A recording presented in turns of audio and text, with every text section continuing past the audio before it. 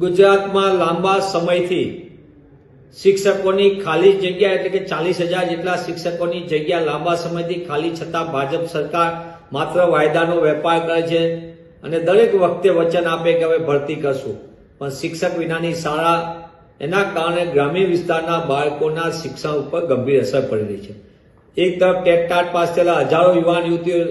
સરકારને ભરતી માટે વિનંતી કરે, પણ સરકાર એ દિશામાં કોઈ નક્કર કાર્યવાહી ન કરે,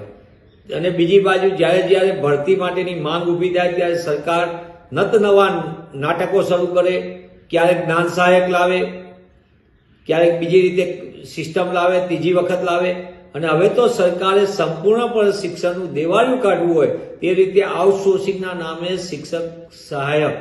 કોન્ટ્રાક્ટ સિસ્ટમ દાખલ કરવા માંગે છે। મને એમ લાગે છે કે ગુજરાત માટે આ સૌથી ચિંતાનો અને શિક્ષણ માટે પણ આ ચિંતાનો વિષય છે। ગુજરાતના હજારો યુવાનો શિક્ષક બનવા માટે વર્ષોથી તમામ લાયકાત સાથે રાહ જોઈને બેઠા, ત્યારે સરકાર આવી કોન્ટ્રાક્ટ સિસ્ટમ શાના માટે લાવે? આઉટસોર્સિંગથી શિક્ષણની વ્યવસ્થા ઉપર કેટલી ગંભીર અસર પડશે? સરકારમાં નીતિ અને નિયત થોડીક સારી હોય અને સરકાર સાચા અર્થમાં ગુજરાતના યુવાનોનું અને શિક્ષણ વ્યવસ્થાનું ધ્યાન રાખવા માંગતી હોય તો તાત્કાલિકપણે આવી કોન્ટ્રાક્ટ સિસ્ટમ આઉટસોર્સિંગ એજન્સીના નામે શિક્ષણ સહાયકોની ભરતી કરવાની નીતિ રદ કરે અને સરકાર